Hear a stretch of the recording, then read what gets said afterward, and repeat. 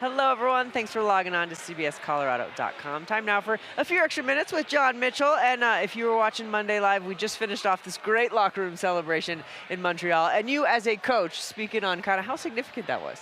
Yeah, it's such a cool moment when you can be a part of something like that. And again, I was kind of talking about how you let the team drive themselves, right? And when they start veering off a little bit, you guide them back onto the road, and then you let them drive the bus again. But when you're a coach and you win a big game, or for, obviously Montreal, you win a big series, there's something, especially when you're an ex-player, that you almost can't help yourself to get in there and feel a part of the team like you're actually still a player. Yeah. Right? And you don't do it very often, but you get that moment where you can hop in the room and rile the boys up and get them all fired up, and you get yourself fired up. And then before you know it, you're beating your chest, humming, and everybody else is doing it. And then you could just see Marty St. Louis, the pure joy and the smile that was on his face. And I don't think it was just because they won the series. It was because he was in the room with his players, with the team, with the organization, with the staff all around.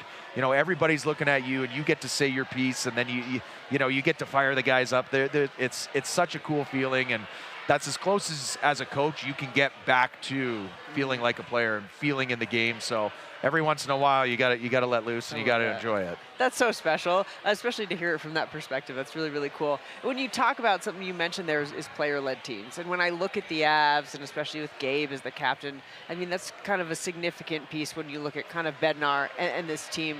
Why is that player-led teams are usually the ones that often end up being able to win it all? Well, at the end of the day, the players are the guys that are out on the ice performing. Yeah. They're the ones that have to score the goals. They're the ones that have to block the shots. They're the guys that have to take hits to make plays, right? They're the guys that have to know what the structure is of your team and how you're going to play. Mm-hmm. As a coach, again, you are just a guide. You're there to help them in ways where it's not a performance-based thing. Yeah. It's like, this is the structure. This is how I would love for you guys to play, because I believe this is the way we're going to have success as a group and as a team. And then you're hoping that your leadership group will buy into that, and they're going to sell that to the rest of the team. And then, again, those are the guys that are always in the dressing room. The coach doesn't come in between periods and stay in the dressing room for the full 18 minutes and talk about this and that and this and that. No. The coach comes in within the last minute before you go out on the ice, kind of tells them a couple key points of, hey, what we're doing well, what we need to do better. Let's go have a period, fellas. And then out you go. Yeah. The other 17 minutes, it's just the players in the room. It's just the guys talking amongst themselves.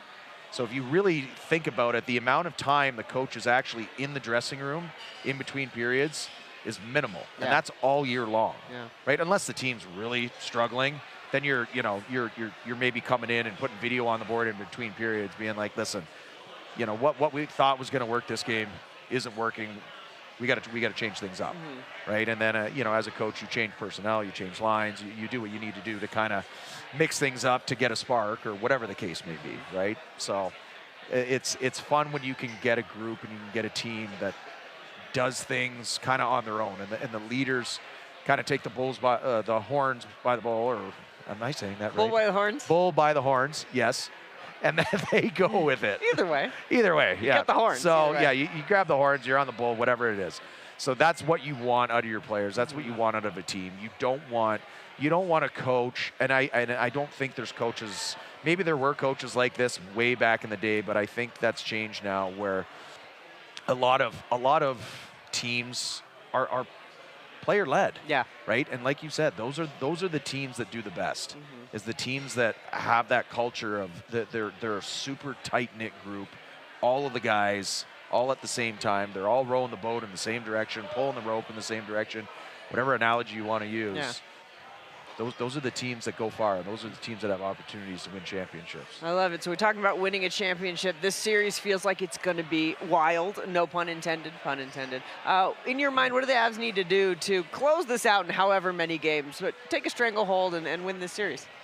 Well, I mean, I think the Avs have to play to their strengths, right? They're a very dynamic team off the rush, right? Especially in transition when they steal a puck. they go, and they play in straight lines, and they try and get to the net, right? And when you get Nate skating and moving, and you get Nate just kind of dancing through the neutral zone, and then slowing things down, kind of coming into the offensive zone and finding guys coming in late, that's when the Avs are at their best, and that was on full display last night. Now, again, this is the playoffs. You play the same team minimum 4 games in a row, so adjustments are going to be made, things are going to change. Right, so the Avs, you have to be able to evolve a little bit too, even though the Avs are the team that dictate play, right?